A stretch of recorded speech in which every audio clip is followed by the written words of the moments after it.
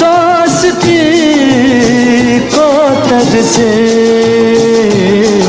मुझे क्या हुआ तेरा वादा वो कसम तेरी गलियों में अगर बेवफा तुझको पहचान जाते खुदा की। मोहम्मद रफी के गाए ऐसे कई गीत हैं जिनमें टूटे दिल का दर्द झलकता है। बेवफा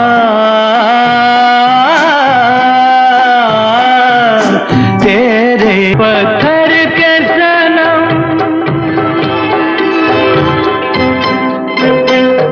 इन्हीं में से एक ऐसा गीत है जो आज भी सुनने वालों के दिल में एक अजीब सी बेचैनी छोड़ जाता है। परस्त जहां में वफा तलाशा था, हमने हारा था, तुम पे वारा था दिल में। वह कौन सा गाना है और क्या है उसके बनने का किस्सा? आज ग्रेट लेजेंड्स चैनल पर हम पर्दा उठाएंगे हिंदी सिनेमा के उस अधूरे गाने से जिसकी खामोशी आज भी चीख चीख कर एक अनकही दास्तां सुनाती है।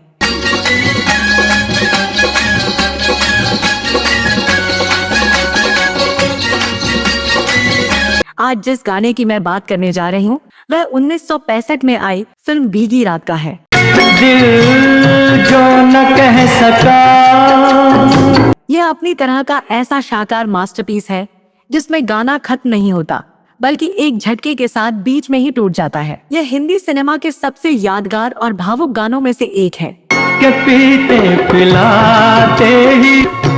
इस गाने की रिकॉर्डिंग और फिल्म में इसके इस्तेमाल से जुड़ी कहानी उतनी ही दिलचस्प है जितना कि यह गाना खुद।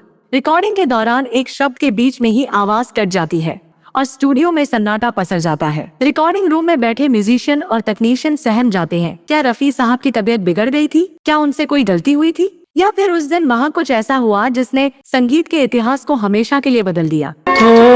उछालो गुलों के टुकड़े के रंगीन फिजा। हालांकि फिल्म की कहानी दिलचस्प थी लेकिन इसकी असली जान इसका संगीत था। यह फिल्म आज भी इसलिए याद की जाती है क्योंकि इसके गानों ने भारतीय संगीत के स्थापित व्याकरण को चुनौती दी थी। मुबारक तुम्हें किसी की। इस गाने में रफी साहब की आवाज बीच में ही अचानक थम जाती है। कुछ लोगों का कहना है कि रफी साहब गाते गाते रुक गए थे लेकिन असल में उन्होंने इसे इतनी महारत से गाया कि जब वह अचानक रुकते हैं तो सुनने वाले को उनकी आवाज में वह दर्द और घुटन महसूस होती है जैसे गायक का गला रुंध गया हो। के पीते पिलाते ही। फिल्म में यह गाना नायक प्रदीप कुमार द्वारा एक महफिल में गाया जाता है। वह अपनी भावनाओं को व्यक्त कर रहा होता है लेकिन तभी नायिका मीना कुमारी वहां से उठकर चली जाती है। नायक का दिल टूट जाता है और वह भावनाओं के वेग में गाना जारी नहीं रख पाता। संगीतकार रोशन ने इस दृश्य को जीवंत बनाने के लिए संगीत को अचानक एक झटके के साथ रोकने का साहसी निर्णय लिया। उस दौर के संगीत में यह एक क्रांतिकारी प्रयोग था जहां गानों को आमतौर पर पूरी लय के साथ समाप्त किया जाता था। रोशन साहब जानते थे कि रफी साहब की आवाज में वह कशिश है जो बिना शब्दों के भी बहुत कुछ कह सकती है। यही कारण है कि इस गाने का अधूरापन ही इसकी सबसे बड़ी ताकत बन गया। वही राज दिल कहने की रात। जब रोशन साहब इस गाने की धुन तैयार कर रहे थे तो उन्होंने रफी साहब से स्पष्ट कहा था, रफी साहब मुझे यहाँ एक गायक नहीं बल्कि एक ऐसा इंसान चाहिए जिसका दिल पूरी तरह टूट चुका हो। गाना गाते गाते आपकी आवाज में वो सिसकी या घुटन महसूस होनी चाहिए जैसे शब्द गले में ही अटक गए हो। जब रफी साहब ने वह हिस्सा रिकॉर्ड किया जहां गाना अचानक रुकता है तो रफी साहब ने वहां ऐसा दर्द भर दिया जो बिल्कुल स्वाभाविक लगता है। उस समय तो वहां मौजूद म्यूजिशियन और तकनीशियन एक पल के लिए सहम गए। सबको लगा कि शायद रफी साहब की तबीयत खराब हो गई है लेकिन जब उन्होंने रोशन साहब के चेहरे पर मुस्कान देखी तब सबको समझ आ गया कि यह तो रफी साहब की आला दर्जे की गायकी का एक नमूना था।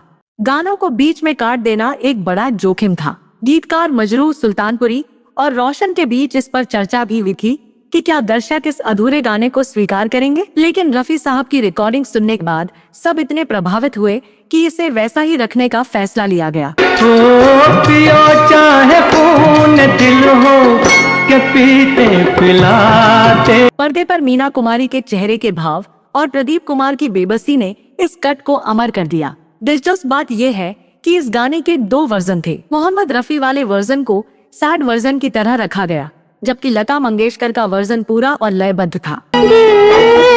जो न कह सका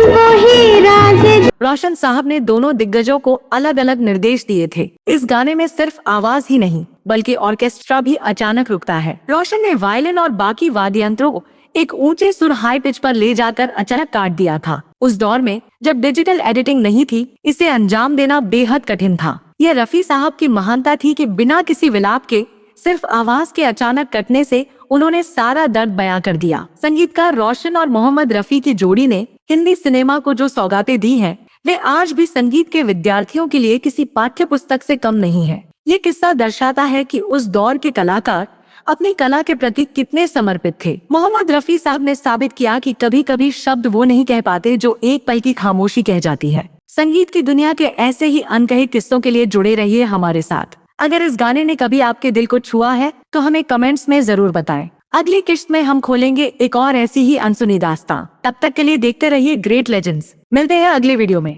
नमस्कार।